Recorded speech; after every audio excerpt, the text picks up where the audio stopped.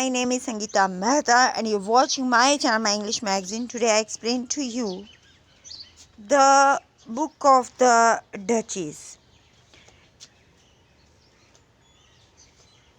So now I explain to you the Book of the Duchies is the first major work of the English poet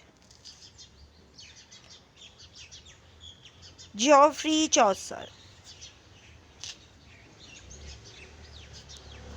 The Canterbury Tales, composed in the last 12 years of his life and left unfinished at his death.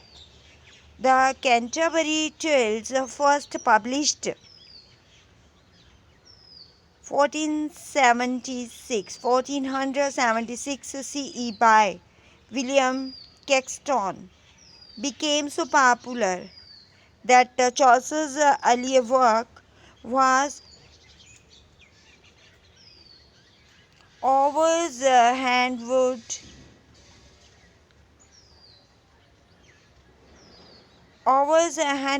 only receiving critical attention much later and popular notice as late as the 19th century CE.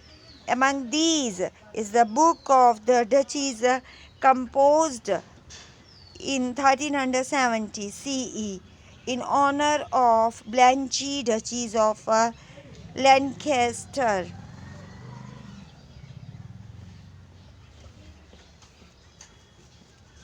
Now I explain to you Chaucer's reading the poetry to English court.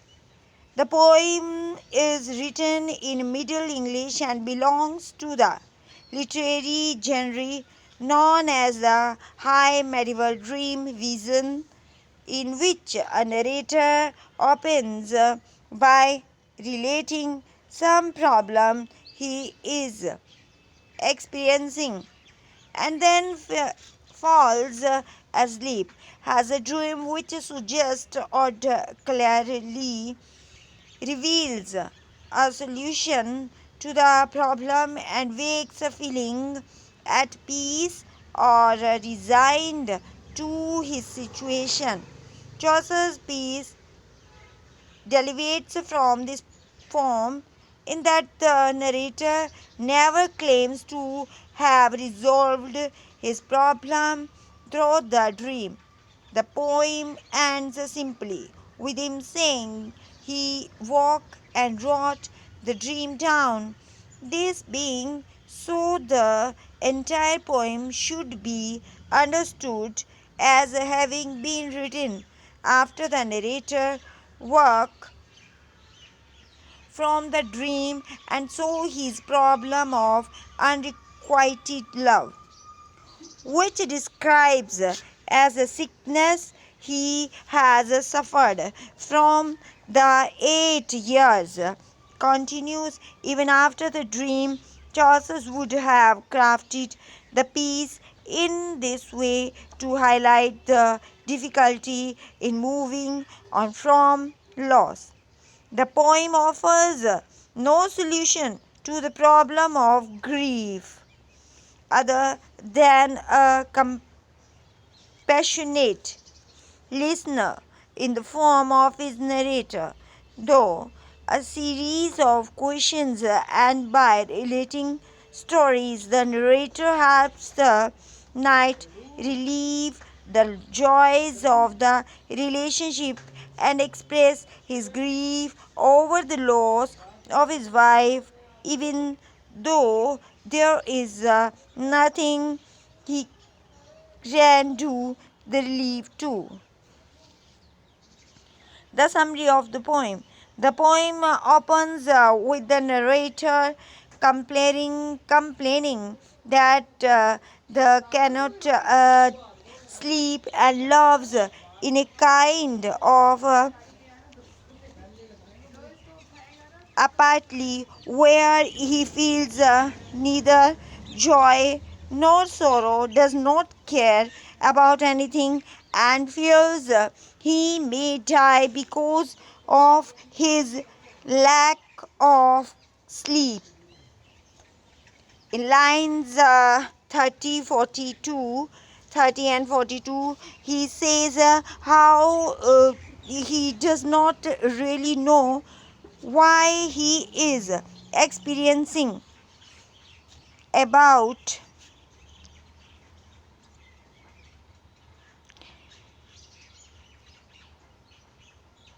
who can heal him but will not do so.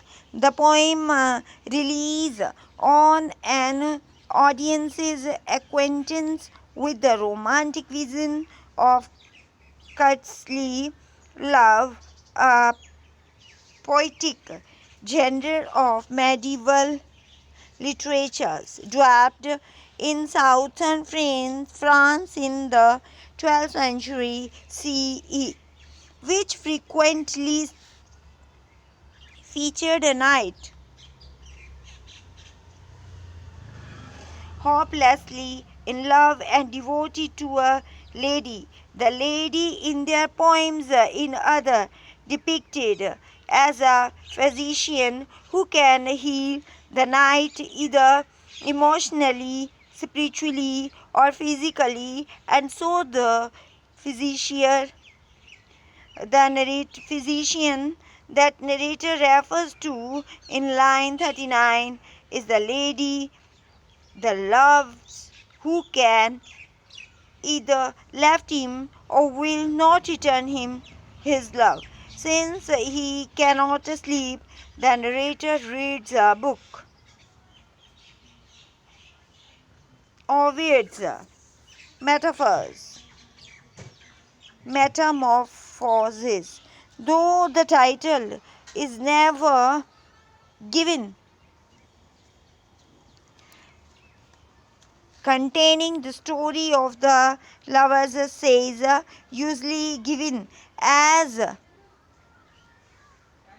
sex, and Alcon says goes on a sea voyage, and when he falls to return on the given day, Alcon begins to worry. She prays to the goddess Luna Luno for a sign of whether still lives, and her prayer is answered in the form of Morpheus, god of sleep, appearing as says to tell her he is dead. Alcon dies of grief 3 days later. The narrator then marvels at the story and how Alcon received an answer to her prayer when he has not, and so he prays to Juno, almost instantly falls asleep, and begins to dream.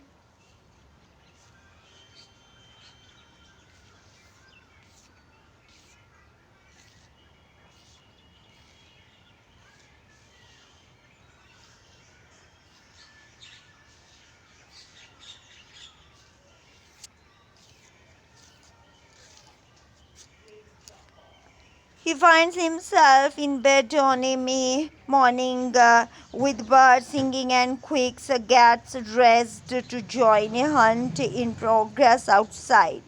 He is separated from the others in the party and walks alone through the woods until he comes upon a man in black sitting alone. The man, described as a handsome and noble knight, is writing a poem and completely unaware of the narrator. The poem is a lament for lost love, which the knight recites as he writes, in which he says how the love of his life has died and he will never feel joy again. The narrator is moved by the poem and even more so by the knight's obvious sorrow and moves to comfort him. But the night is so deep and disappear. He doesn't notice at first. The narrator apologizes for disturbing The knight says how he is obviously depressed and asks what he can do to help. The knight answers that there is nothing anyone can do, and then relates how miserable his life has become, how the cursed fortune which has stripped him of happiness, and how life is meaningless now, whereas once it was bright and joyful. The narrator then tries to console him by reminding him of the wisdom of Socrates in comforting fate and how famous lovers have suffered throughout history, like Medi with Jason Dido, with Anis, Anis Samson with Delia. Thank you guys. You're watching my channel, My English Magazine. This is the summary of Canterbury Tale. Thank you.